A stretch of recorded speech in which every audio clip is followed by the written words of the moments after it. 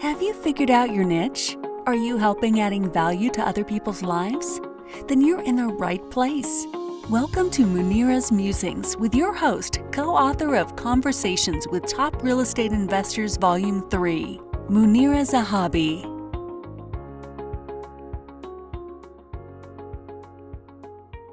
Greetings from Chicagoland. Welcome to another edition of Munira's Musings. My guest today is a very prominent graphic artist, and she helps small businesses do what she needs to do. But she's found her niche because she's defined herself, and she's going through a few little phases, which we'll find out about. Munira's Musings is a show that helps and promotes and exposes all those people with niches. So if you are one of them and you have a niche and you want to be promoted, get on my show, because you know what? There's a lot of people watching and somebody out there needs somebody. That's all about this show. It's sending out the good vibes, because you never know who you'll need, and you'll never know how and when. And Maria is that person, because graphic artistry right now is what we need in our small businesses at all the time, because we have to show off what we are doing, right? So use your niches to expose use your business niche to expose other niches is what Maria is doing. And what we do is I am the niche navigator, and I help other people find their niches. So if you are still looking, let's talk. Let's just figure out how we can help you, because it's in your heart, it's in your mind. Let's clean out the clutter in your mind, because many of you think, oh, this is too much work, or I can't do this. Let's remove the negativity and help you find your niche. In the meantime, let's talk to Maria. Thank you so much, Maria. Thanks for having me. I'm super excited to talk to you. You are welcome. So Maria is a new mom, and she's a graphic artist, lives in Baltimore. That much I know. So let's talk a little bit about yourself. Tell us what we don't know. So you said a lot about what I do professionally. So my background is in graphic arts, and I have worked as a teacher in the past with high school students.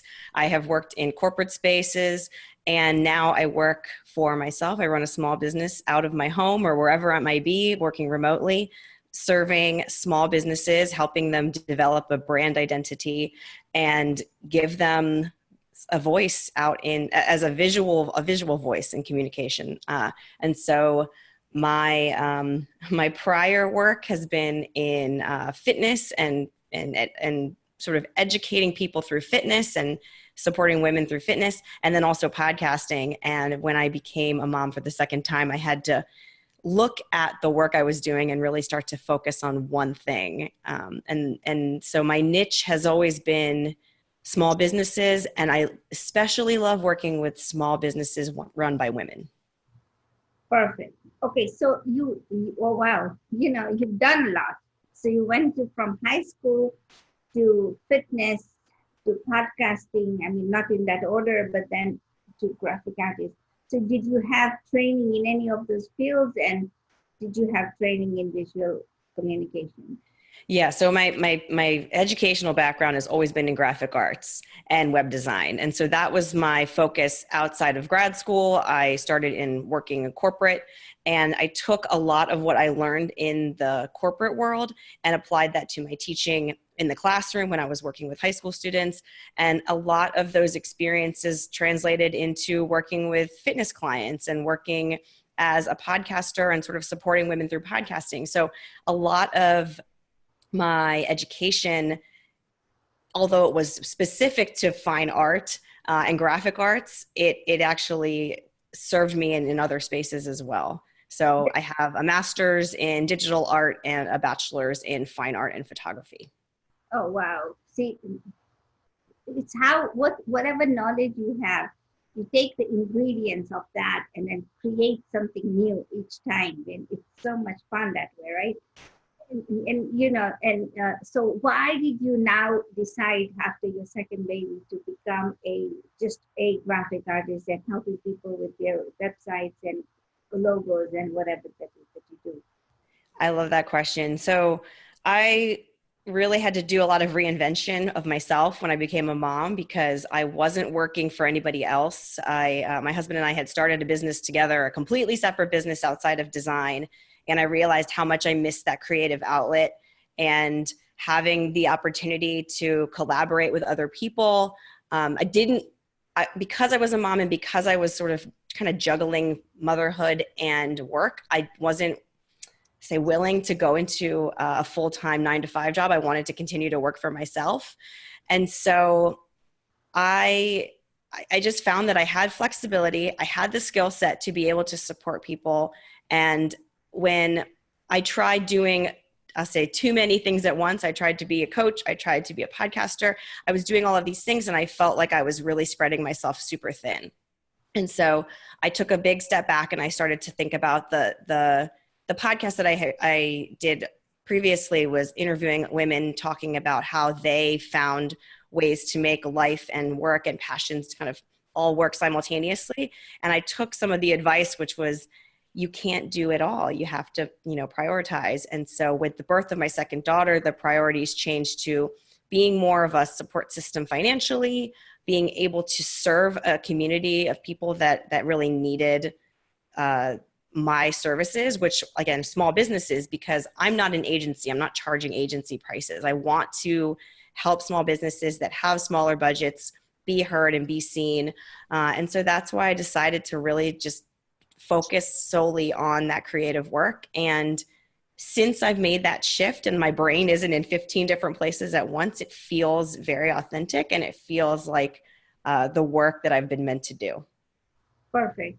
And it allows you the flexibility of being a mom too, because then you can cater to your clients around that schedule, right?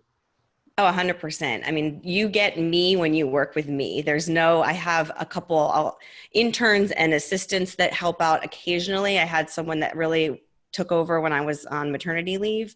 But as a small business owner, you don't get the same perks as working for a corporate. So I want to make sure that I can support those small business owners and know that they're going to get my attention. Communication is going to be me, not someone that they're unfamiliar with. And I can essentially handhold those small businesses, especially people that are starting out that really do need that nurturing to feel confident in what they're doing. Okay. So do you cater to women only businesses or do you cater to all small businesses? I really do work with all small businesses. I think my passion is working with women that are running small businesses. I would love to support women in different ways. But I have a variety of clients that range from real estate investors to financial advisors to people that are doing sort of building businesses from scratch. So whether it be a brick and mortar shop or an online service or a coaching business, it's really a variety of different types of clients, which is what I love about being able to work with I'm picking different niches that I can be creative in different ways. So some are more corporate and sort of straight-laced design, and the design is a lot more free-flowing, and the creativity is always evolving. There you go. So in creating your own business, what advice do you give to the women? You took advice from the women that gave you advice. What would you tell the women out there or people who are starting out their business and are kind of in that position where they're not unsure, and they're trying to get a sure footing on ground? What would you tell them?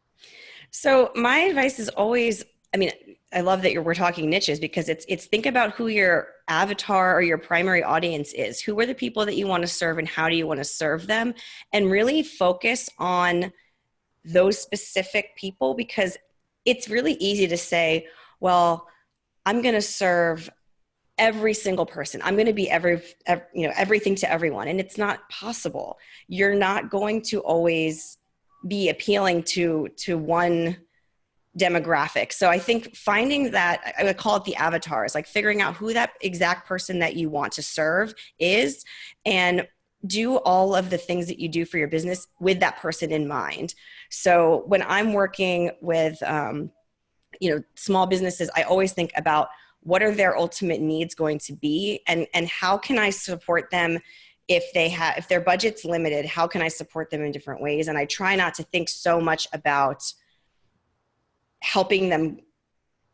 Like, I don't want them to feel like they need to be keeping up with another larger business. I want them to kind of start small and think small and feel like they can grow from there, as opposed, sorry, the baby's waking up on the monitor, as opposed to feeling like they need to do everything at once.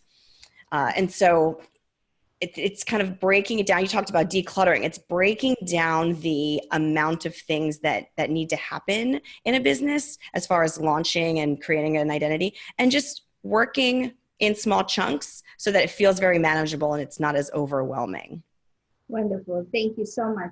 See, these are the things that we have to learn, because either way, any business that we go into, you have to figure out why you are in business and who you want to serve, what you want to do in that business as well, because everybody can do everything out there, but you have to pick a niche, right? And that's what you have to, that's what you do. Just pick a niche and that starts from there. And you can grow later, but the foundation should be strong enough. Thank you so much, Maria. I really appreciate it, because what you have just told us is what everybody needs to hear. It doesn't matter what line of work you're doing.